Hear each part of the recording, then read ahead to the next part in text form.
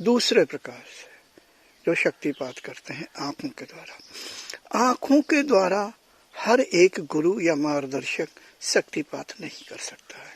उसके लिए उसके अंदर योग्यता होनी चाहिए, और ये योग्यता त्राटक के द्वारा प्राप्त होती है। जब अभ्यासी त्राटक में महारत हासिल कर लेता है, तब योग्यता ये प्राप्त होती है।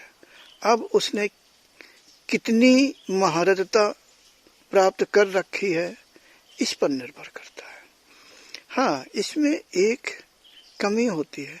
अगर साधक दूर बैठा हुआ है और आंखों के द्वारा शक्तिपात जब उसका गुरु करेगा, तो कुछ शक्ति के यानी योग बल के कण इधर उधर अंतरिक्ष में बिखर जाते। अंतरिक्ष माने यानी जो गुरु और साधक की दूरी है, उसके बीच का जो स्पेस है, इधर उधर बिखर जाते हैं,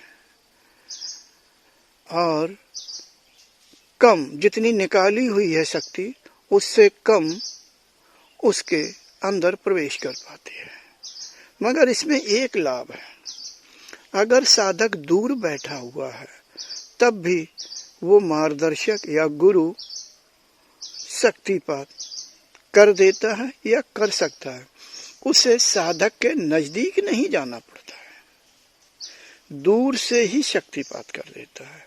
ये एक सुविधा रहती है। अगर बहुत से साधक ध्यान हाल में बैठे हुए हैं, तो गुरु किसी भी साधक पर दूर से ही शक्तिपात कर देगा।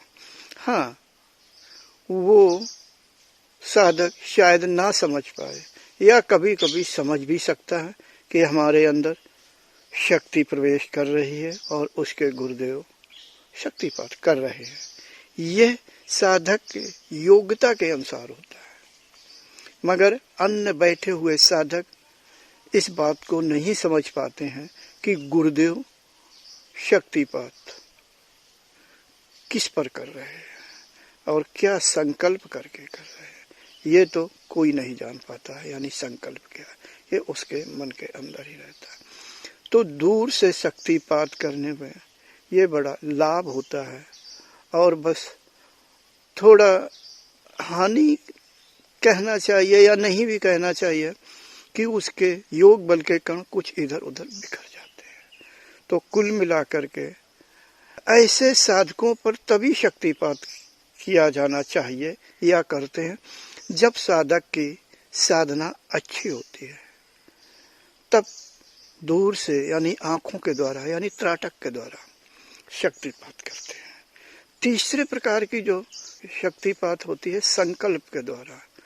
संकल्प के द्वारा शक्तिपात करने के लिए स्वयं गुरु या मार्गदर्शक को कठोर अभ्यास करना पड़ता है, क्योंकि संकल्प हो सकता है कि बैठा हुआ साधक इसी भारत देश में है या भारत से बाहर कहीं भी किसी देश में है, उसके लिए संकल्प कर रहा हो। हाँ, संकल्प से दूरी का कोई प्रभाव नहीं पड़ता है,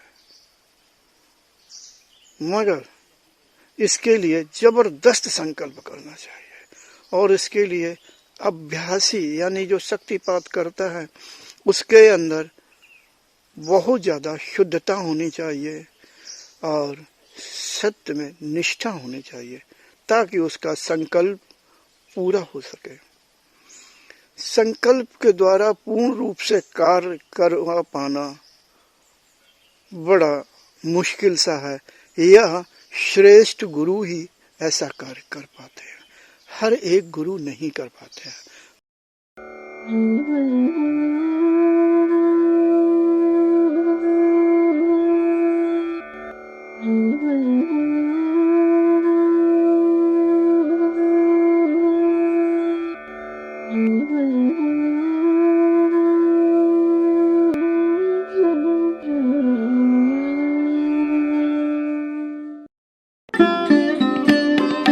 Thanks for watching.